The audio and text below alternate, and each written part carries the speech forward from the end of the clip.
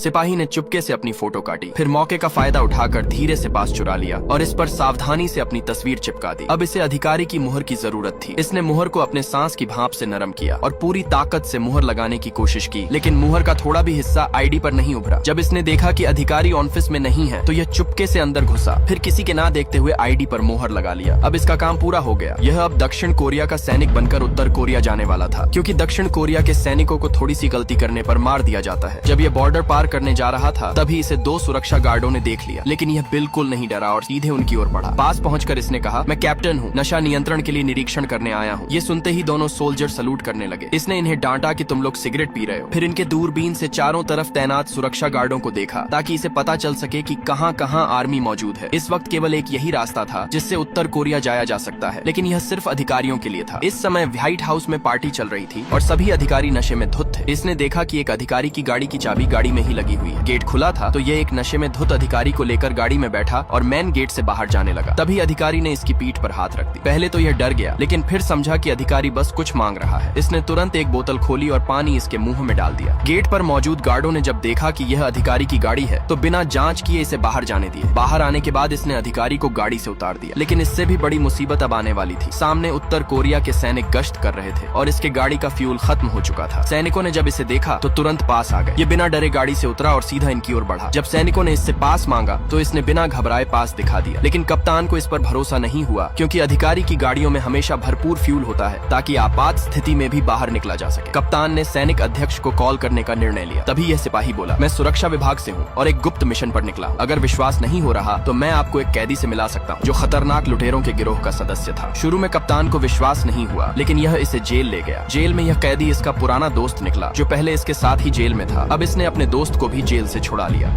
एक योद्धा ने मुट्ठी भर बर्फ उठाया और सीधे मुंह में डालकर खा लिया, लेकिन तभी जलाने वाले बम से भरे अमेरिकी बम वर्षक फिर आ पहुंचे। पहाड़ के नीचे मौजूद सैनिक जानते थे कि अमेरिकी उन्हें पूरी तरह खत्म करने आए हैं, लेकिन उनके पास कोई उपाय नहीं था। हजारों डिग्री की गर्म लपटें पल भर में उन पर टूट पड़ी, लेकिन जब आग सैनिकों को जलाने को थी, तभी अचानक एक सैनिक पागलों की तरह अपनी बंदूक बजाई और अमेरिकियों का ध्यान अपनी ओर खींच लिया। अमेरिकियों ने सोचा कि जरूर वहाँ पूरी सेना छिपी है, इसलिए बचे हुए सारे ज्वलनशील बम उसी दिशा में फेंक दिए। सैनिक बलिदान से नहीं डरे, उनका एक ही मकसद था, खतरा अपने साथियों से दूर ले जाना। उधर उनके साथी अंदर ही अंदर टूट रहे थे, लेकिन जो किसी ने नहीं सोचा था वह यह, जैसे ही बम खत्म हुए, अमेरिकी जहाज अचानक मुड़े और संभावित छुपने वाली खाइयों पर बमबारी की तरह गोलियां चलाने लगे। कमांडर ने सभी को तुरंत छिपने का आदेश दिया, लेकिन बम वर्षकों की एयर कैनन इतनी ताकतवर थी कि गोली लगते ही सैनिकों के पास चिल्लाने का भी समय नहीं मिलता। क्षण भर में शरीर मांस के लोथड़ों में बदल जाता है। जब अमेरिकी हमला करके लौट गए तो 7वीं टुकड़ी के 10 से भी कम सैनिक बचे थे। ये 7वीं टुकड़ी के लिए सबसे अस्वीकार्य खबर थी, लेकिन जब तक पुल खड़ा है, 7वीं टुकड़ी का कदम आगे बढ़ना नहीं रुकेगा। रात में मार्गदर्शक मेइशिंग के आदेश पर समय समय पर पुल के चारों ओर सीटी बजाता रहा, ताकि अमेरिकी सेना का ध्यान भटके। आखिरी सीटी बजते ही 4 सैनिक सामने से दौड़कर हमला करने लगे, ताकि कुछ सेकंड के लिए अमेरिकी गोलाबारी अपनी ओर खींच सके। उसी समय मार्गदर्शक ने उस टूटी फूटी गाड़ी में आग लगाई और उसे पहाड़ से नीचे छोड़ दिया, ठीक उसी तरह जैसे वे 4 सैनिक अपनी जान देने निकले थे, ताकि वो वानली को पुल तक पहुंचने के लिए सिर्फ 10 सेकंड मिल सके। वो वानली गोला लेकर फिसलते हुए नीचे पहुंचा, लेकिन जैसे ही वह पुल के पास चढ़ रहा था, गोला हाथ से छूटकर ठीक पुल के बीचों बीच गिर गया। अमेरिकियों ने उसे घेर लिया, लेकिन तुरंत गोली नहीं चलाई, क्योंकि वे देखना चाहते थे कि इतनी दृढ़ इच्छा शक्ति वाली सेना का सैनिक क्या आखिर झुककर दया की भीख मांगेगा। लेकिन वो वानली ने बिना 1 सेकंड गंवाए गोले को उड़ा देने के लिए गोली चला दी। उसी पल दर्जनों अमेरिकी बंदूकों ने एक साथ आग उगल दी। शरीर छलनी होते हुए भी वो वानली ने आखिरी दम तक गोला फोड़ने के लिए गोली चलाई और पुल को फिर से उड़ा दिया। साथ ही पुल पर मौजूद सभी दुश्मनों को भी साथ ले गया।